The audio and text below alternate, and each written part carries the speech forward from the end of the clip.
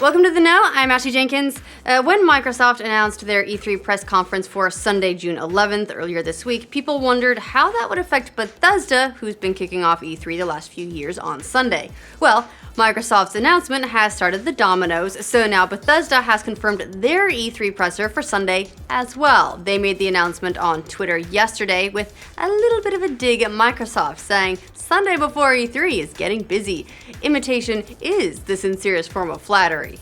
Bethesda's presser will be held sometime Sunday evening, according to the tweet, so it sounds like they'll be doing it after Microsoft holds theirs around their usual time, because they've been doing it in the evening the last few years. With Prey coming out in May and not much announced after that, it will be interesting to see if Bethesda has any surprise releases coming this fall. We all want it to be Elder Scrolls 6, but probably too early for that still, very sorry. But it's possible we could see the first glimpse at Bethesda's new IP, maybe. Or we can just spend a couple hours learning more about expansions for Elder Scrolls Online. Regardless of a little bit of trash talk though, Microsoft still feeling very good about their presentation. In addition to focusing on Project Scorpio, it sounds like Microsoft does plan on showing off quite a few games. Last night, Xbox boss Phil Spencer made some comments on the Halo Wars 2 launch party livestream, teasing that there are some titles the company hasn't announced yet that could be making an appearance at this year's E3. Spencer followed that up with some more comments on Twitter, responding to a fan on Twitter who said that moving their conference to Sunday seemed like a very confident move. Phil the Deal said, "I'm confident in what we'll show. Going later in the day on Sunday will be a nice change. Sorry Europe viewers for the late hour." Well, at least somebody's confident about that Xbox lineup. Hopefully we can all share in the excitement at E3. Now, For Honor is out as of this week, so Ubisoft is now turning their marketing engines towards their next AAA release, Ghost Recon Wildlands, which hits in March, and if you forgot about that completely, you're probably not the only one. It seems to be really flying under the radar. The open beta for the open world-ish, probably a squad-based tactical shooter is kicking off soon, and now we've got some new details about when you can join the action. The beta kicks off for Xbox, PC, and PS4 next Thursday, February 23rd, and runs through Monday, February 27th.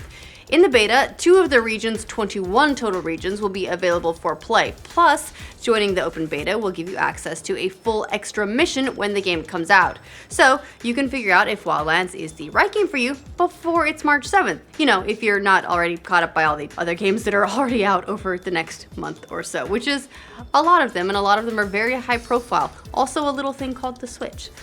The NES Classic mania, speaking of the Switch and Nintendo stuff, just keeps getting weirder. In addition to reports that production is shutting down in European regions for and that all units are still flying off the shelves, even when bundled with HD TVs, we now have data showing that the NES Classic is the 3rd best-selling console of 2017 so far. And that's with it being almost impossible to find.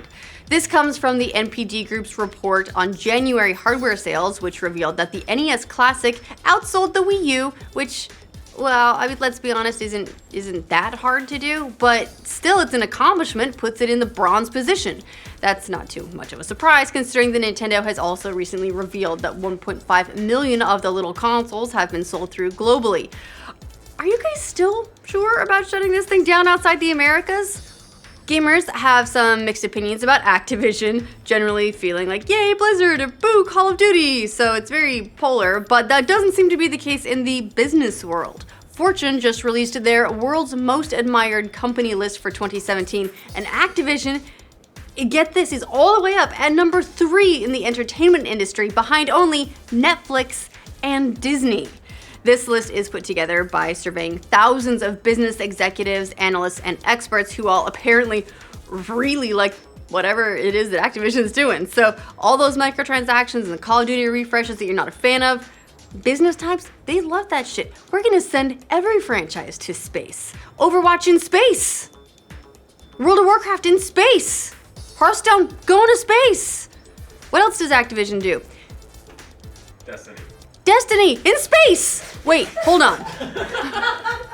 If you thought The Last Jedi meant there's only one Jedi left in the new Star Wars movie, think again. Thanks to several foreign language titles for the upcoming Episode 8, we now know that Jedi is actually plural in this context. Gizmodo found a tweet from the Star Wars France account which titled the movie Le Dernier Jedi, which is plural.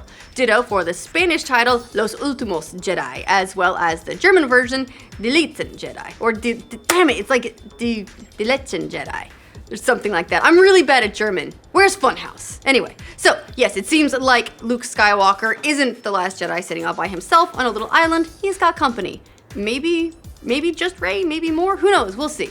The new Star Wars movie is going to come out in December. It's on the 15th, so well, we'll definitely know then, although chances are we'll actually know when the teaser or the trailer hits sort of what's going on there. Speaking of blockbuster movies, Logan doesn't hit theaters until March 3rd. It's a crowded day hitting with the Switch, but experts are already predicting that it will have a big opening weekend at the box office. The Wrap reports that early tracking by box office analysts suggests that the film will make between $55 and $60 million in its first 3 days. That would put it behind the $85 million opening for 2009's X-Men Origins Wolverine, which, I mean, you'd hope it would do better because no one really liked that movie. Still, that film was released in the summer when films usually perform better, and $60 million would be very impressive for a March release. But the good times sadly aren't expected to last that long for Logan. Kong Skull Island opens the week after, followed by Disney's live-action film Beauty and the Beast on March 17th. Meanwhile, the director of Logan, James Mangold, says he would be interested in making a spin-off movie about X-23, the young girl who possesses powers very similar to Wolverine's. In an interview with We Got This Covered, Mangold praised performance of Daphne Keane, who plays X-23 in Logan. "I think Daphne is incredible in this film," he said. "I would love to see another film about that character, and that's certainly something I'd be involved in." The latest update for Pokemon Go is here. It's been here for, well, it dropped yesterday, depending on like what time you were in. I tried to update it when everyone said that it was out and it wasn't there for me, and I was sad, I felt left out, and then it updated later, and I didn't play it. But it's here, and it's given players more than 80 new Pokemon from the game's second generation, as well as some other new features to play with. The new Pokemon are all from the game's Johto region, and the update also adds new encounter mechanics, new berries, and new outfits and accessories for your avatar. There's also a new night mode map and bonus candy if you catch evolved Pokemon. So get out there and play, those of you who still play it. At this point, I'm really just in it to get all the region-specific Pokemon. Who got a Kangaskhan in Australia? This girl. PewDiePie has apologized for the controversy surrounding some recent jokes of his that led to his YouTube Red show being canceled, but he's also blasted the Wall Street Journal for what he called taking his jokes out of context. We covered this a little bit more thoroughly earlier this week, but if you missed that, PewDiePie earlier this year paid 2 Indian men on Fiverr to hold up a sign that read "Death to all Jews" in a stunt poking fun at being able to pay anyone to do absolutely anything on the internet. That got mainstream media attention, and the Wall Street Journal published a story asking some companies who worked with PewDiePie what they thought of his antics. In response, Maker Studios, a division of Disney and the network that Pewds was associated with on YouTube, cut ties with PewDiePie, and YouTube canceled the second season of his Scare PewDiePie show. Since then, PewDiePie has apologized for the Fiverr stunt, saying in a video, "I'm sorry for the words that I used, as I know they offended people, and I admit that the joke itself went too far. I do strongly believe that you can joke about anything, but I also believe there's a right way, and not the best way, to joke about things." But he also ripped the Wall Street Journal a new one for separating the instances of anti-Semitic jokes from their context because, as he noted, context is crucial in comedy and entertainment.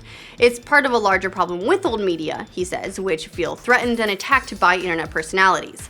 "I'm still here, I'm still making videos," PewDiePie says at the end of the video. Nice try, Wall Street Journal. Try again, motherfuckers. Do we have a new continent? But there's a bit of a change in topics, but we might have one, or at least some scientists seem to think so. Geologists say that Zealandia, which is a landmass that's 94% underwater and includes New Zealand, deserves to be recognized as its own continent. They laid out their case in a paper published in the Geological Society of America's journal, GSA Today. Their argument is that the landmass, which is about 2/3 the size of Australia, has the requirements necessary to be considered its own continent. It was discovered by an American scientist in 1995, and geologists have been arguing its case ever since. Currently, it's considered to be part of the Australian continent, and scientists say that the fact that so much of it is submerged makes their case a little bit more difficult. Still, Keep fighting the good fight, scientists. Maybe one day we'll wake up to learn that we have an 8th continent. And then they'll have to revise all the history books. Anyway, that's all the news that we have for you guys today. Let us know what you think of it all in the comments down below. Make sure you like this video, and if you're new around here, subscribe to the Know. We'll keep bringing you news from every corner of the internet every day. The Last Jedi... No, that's not it. That's the headline. Destiny in space! It could happen. If you thought The Last Jedi meant that there's only one Jedi left in the Star Wars... Damn it, I can do this. Okay. Destiny in space!